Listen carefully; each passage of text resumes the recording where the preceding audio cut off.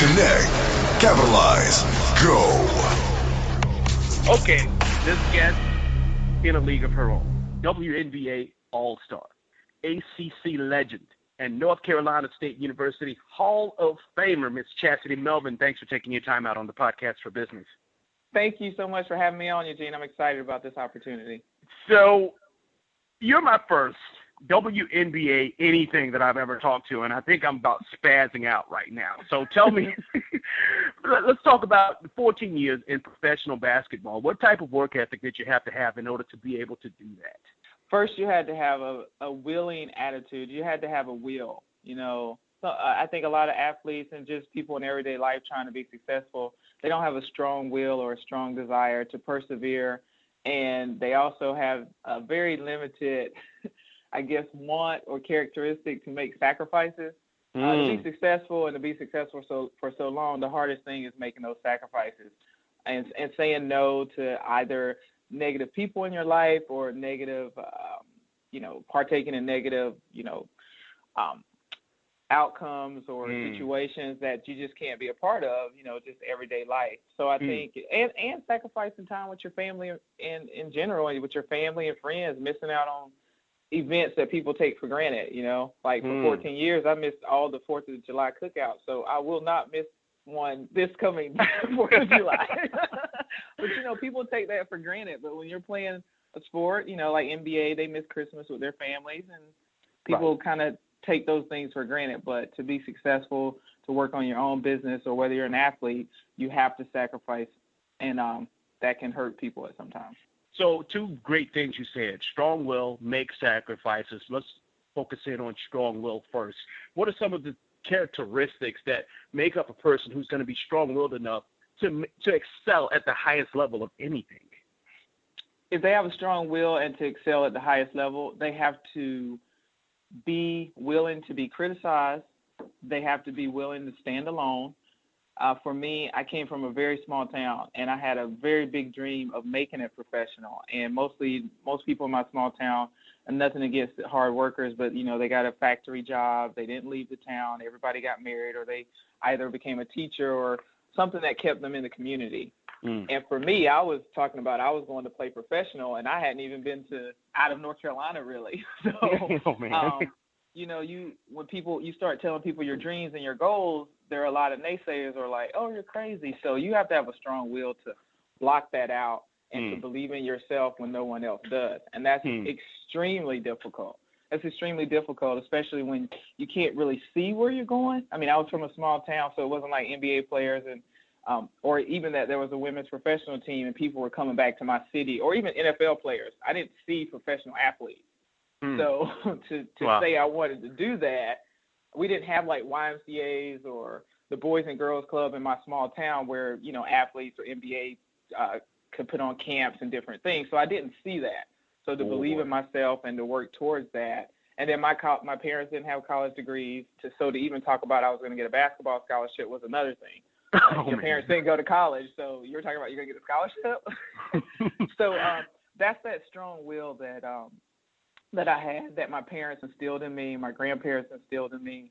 And it's something that a lot of people say leadership and strong will comes natural, but it's also a choice, I believe. I think it's a choice and how much you want that success and how much you want what you desire and what keeps you up at night and what you dream about.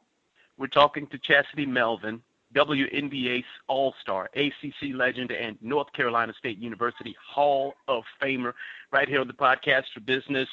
Do this while you're listening. Use those social share buttons. Share this with your family, friends, everybody. It's already a must-share interview. So, Chasity, another thing you said about excelling at the highest level is making sacrifices. Now, everybody, and I've got to admit, I was one of these bodies at one point in my life.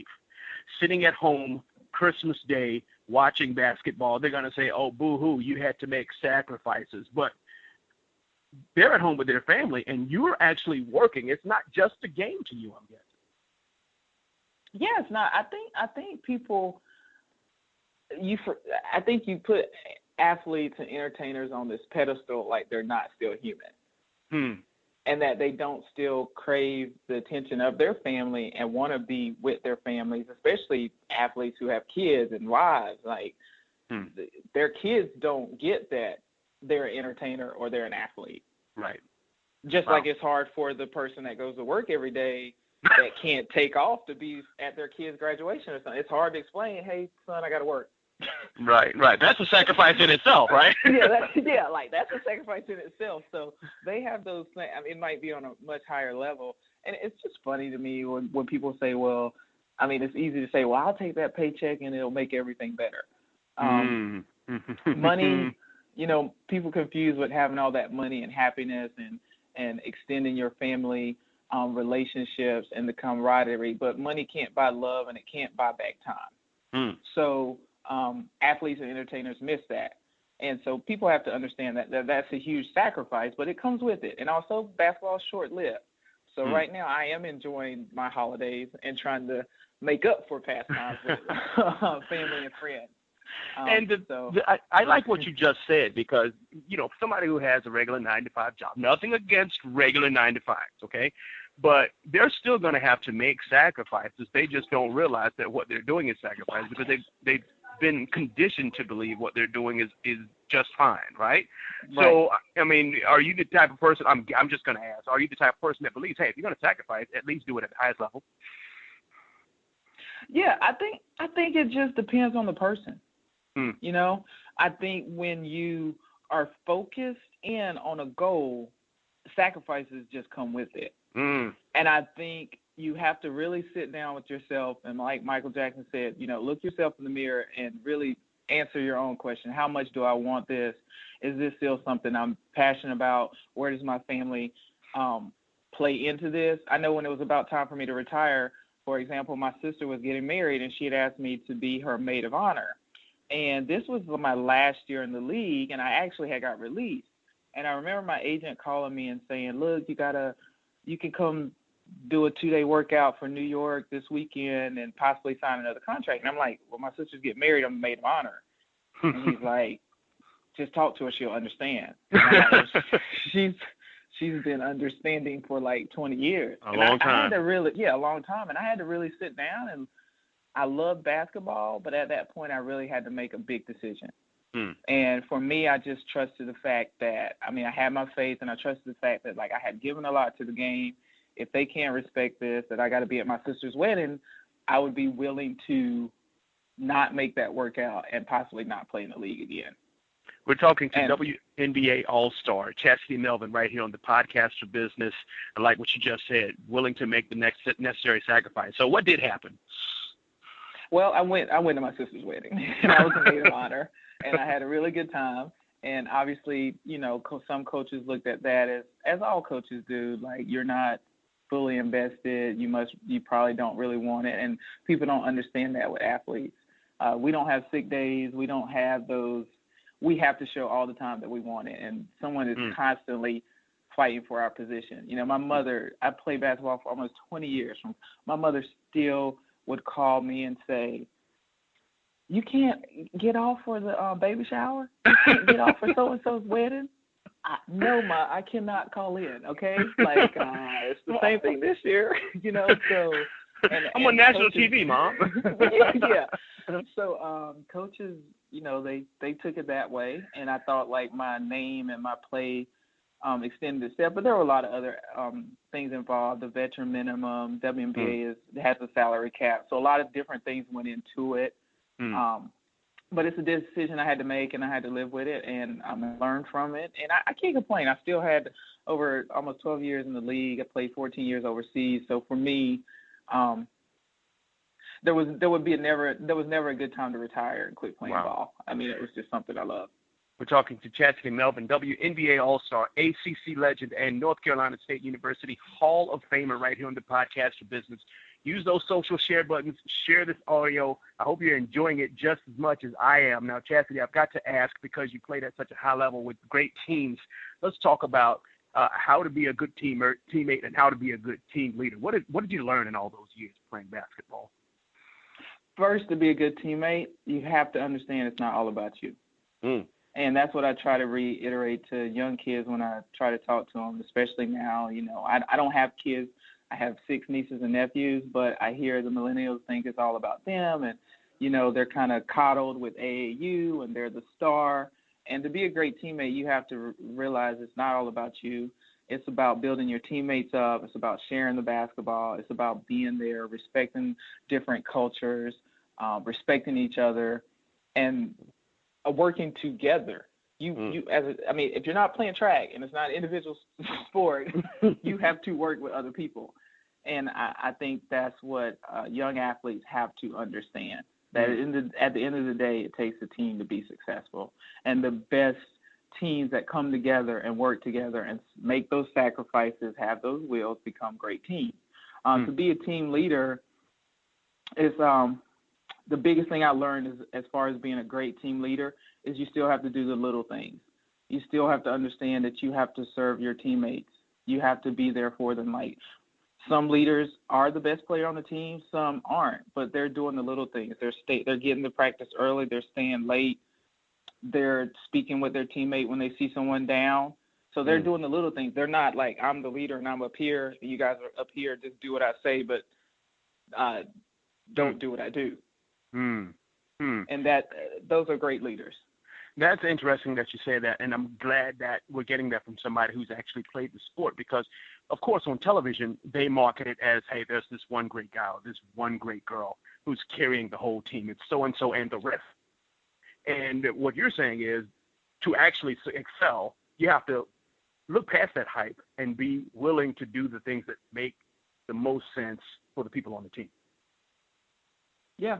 It is. I mean, that's what great leaders do, whether you're the CEO of your corporation, whether you're the president of the United States.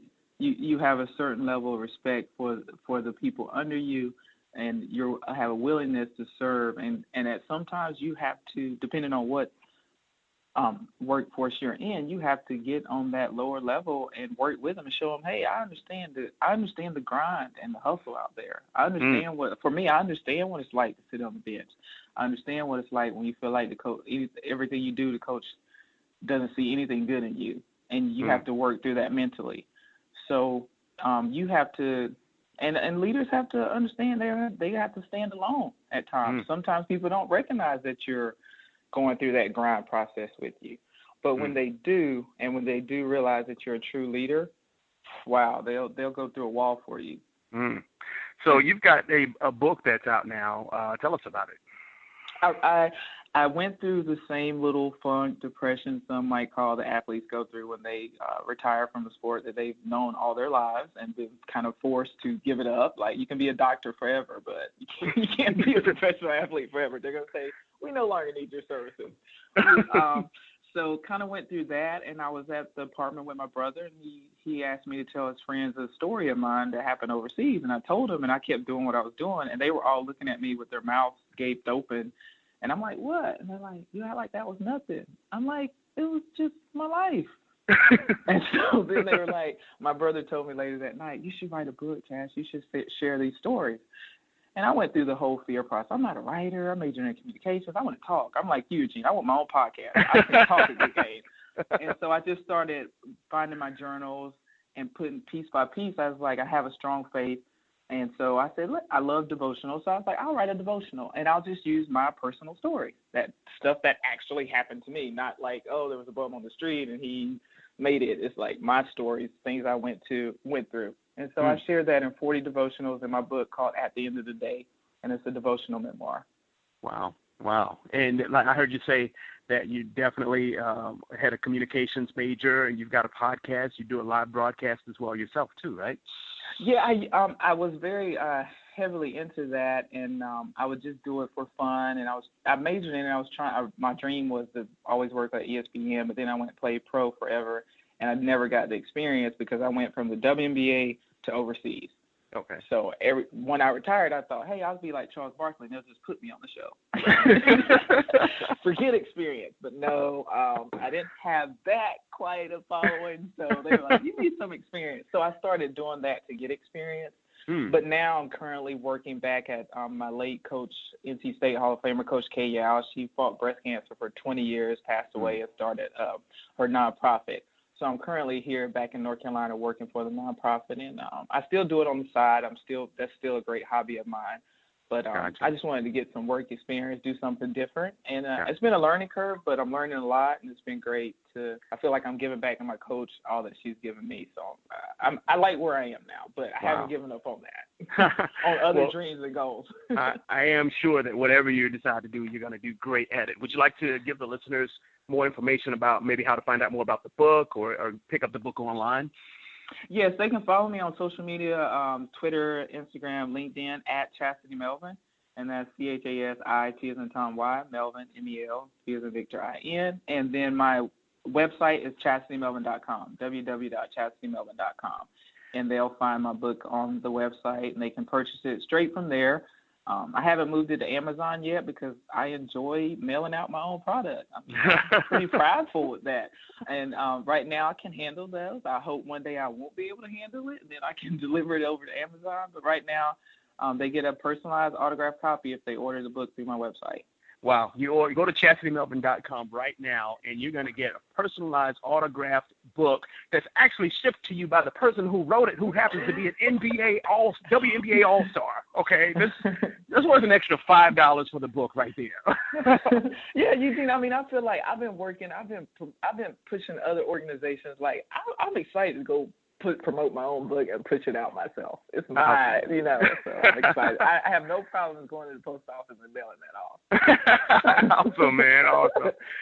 So we've been talking to Chasity Melvin, WNBA All Star. Thanks so much for taking your time out here on the Podcast for Business. Eugene, I appreciate this opportunity, and I just want to tell everyone that you can't dream big enough.